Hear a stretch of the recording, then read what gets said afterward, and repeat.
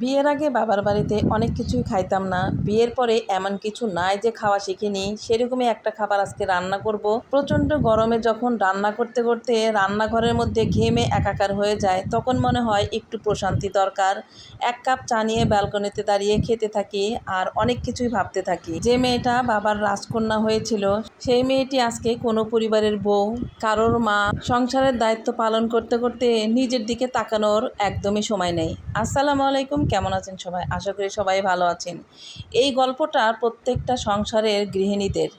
কেউ কি আছেন বলতে পারবেন শ্বশুরবাড়িতে গিয়ে বলেছেন এটা আমি খাই না, আপনার জন্য সেটা কেউ তৈরি করে দিয়েছে? একটা মেয়ে যখন বাড়ির বউ হয় তখন তার শখ আহ্লাদের কোনো দায় শ্বশুরবাড়ির লোকজনদের থাকে না। মনে হয় বিয়ে করে বউ নিয়ে এসেছে তাদের পরিবারের সবার দায়িত্ব পালন করার জন্য। বাবার বাড়ি থেকে শ্বশুর বাড়ি আসার পর স্বামীর সংসার সামলাতে সামলাতে একটা মেয়ের জীবন প্রায় দুর্বিষহ হয়ে যায়। ভারী ভারী কথা তো খুবই বলে ফেললাম। কার কাছে ভালো লাগলো আর কার কাছে মন্দ লাগলো অবশ্যই কমেন্টে জানিয়ে যাবেন। আমার রান্নাঘরটা খুব একটা বড় না, ভাড়া বাসায় থাকি, তাই রান্নাঘর মন মতো হবে এটা কখনোই পসিবল না। রান্নাঘরে একটু থালা বাসন থাকলে আমার খুবই খারাপ লাগে। আজকে সকাল সকালেই এতগুলো থালা বাসন হয়েছে, অর্ধেক ধুয়ে তারপর তরকারি কাটাকুটা করেছি, রেডি করেছি, তারপরে বাকি থালা বাসনগুলো ধুয়ে নিব।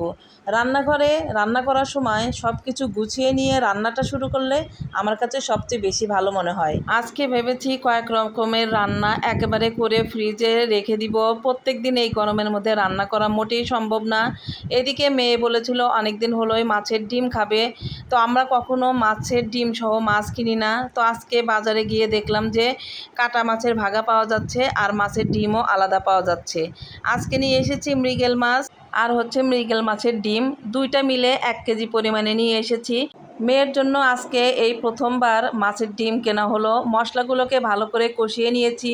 মেয়ে খাবে বলে কথা, অনেক দিন হলোই বলছিল মাছের ডিম কিনে নিয়ে আসবা। আসলে মাঝে মধ্যে বান্ধবীদের বাসায় খাওয়া দাওয়া করে, তো হয়তো কোনো বান্ধবীর বাসায় খেয়ে ভালো লেগেছে, সেজন্য আমাকেও বারবার তাড়া দিচ্ছিল যে আম্মু একদিন মাছের ডিম কিনে নিয়ে আসবা। তো আজকে যেহেতু ব্যাটে বলে পেয়ে গিয়েছিলাম, কিনে এনে ঝটপট করে ওর পছন্দের রান্নাটাই আগে রেডি করে নিচ্ছি। আমারও রান্না করতে বেশ ভালোই লাগলো। বিয়ের পরে তো অনেক কিছুই খাইনি, বাবার বাড়িতেও অনেক কিছু খাইনি, বেছে কুচে খেয়েছি, কিন্তু শ্বশুরবাড়িতে এসে কখনো বলিনি এটা আমি খাই না। খাওয়ার চেষ্টা করেছি, অনেক কিছু খাওয়া শিখেও গেছি, আবার অনেক কিছু ভালোও লাগে। আজকে অনেক দিন পর সাজনাও কিনে নিয়ে এসেছিলাম। আমি কিন্তু এর আগেই বলেছি যে আজকে অনেক কিছু আমি রান্না করব, কারণ 2 দিনের জন্য রান্না করে ফ্রিজে রেখে দিব, বের করে খেয়ে নিব। প্রচণ্ড গরম, রান্নাঘরে যদি আমি আধা ঘন্টা থাকি তাহলে আমার অবস্থা খুবই খারাপ হয়ে যায়। এদিকে ডালটাকে আমি বাগার দিয়ে দিলাম। মুসুরের ডাল সাজনা দিয়ে রান্না করেছি, আর এই সাজনার মৌসুমে এবার আমরা সাজনা খেতেই পারিনি, তাই ভাবলাম যে 1 মুঠ সাজনাও কিনে নিয়ে যাই। টকবক করে ফুটে উঠছে মাশাআল্লাহ। খাওয়ার সময় সাজনা দিয়ে ডাল দিয়ে এত ভালো লেগেছিল, সাথে লেবু চিপে চিপে নিয়েছিলাম। কার কার কাছে এইরকম সাজনা দিয়ে ডাল খেতে ভালো লাগে, তার সাথে আবার লেবু, অবশ্যই কিন্তু কমেন্টে বলে যাবেন। ডালটা নামিয়ে আমি রান্না করছি মাছের ঝোল।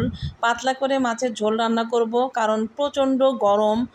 গরমের ভিতরে ভুনা ভুনা কিছু না খাওয়াই ভালো। মাছগুলোকে ভেজে আগেই তুলে রেখেছিলাম, আর অল্প অল্প করে মশলা দিয়ে কষিয়ে নিয়ে ঝোল দিয়ে দিয়েছি। তারপরে মাছগুলোকে দিয়ে দিলাম, আর কিন্তু জিরা গুঁড়োও দিয়ে দিলাম। আমি কি কি রান্না করলাম, কোন কোন আইটেম কার কার পছন্দ, অবশ্যই কিন্তু কমেন্টে জানিয়ে যাবেন। ভালো লাগলে অবশ্যই পাশে থাকবেন। ঘরে আম ছিল পাকা পাকা, সেগুলো আম দিয়ে মুড়ি দিয়ে সন্ধ্যার নাস্তা করে নিচ্ছি। আজকে বিদায় নিব, ভিডিওটি আর বড় করতে চাই না। এতক্ষণ পর্যন্ত যারা ভিডিওটি কন্টিনিউ করলেন অবশ্যই লাইক কমেন্ট শেয়ার করে পাশে থাকবেন। দেখা হবে নতুন কোনো ভিডিও বা ব্লগে। আল্লাহ হাফেজ।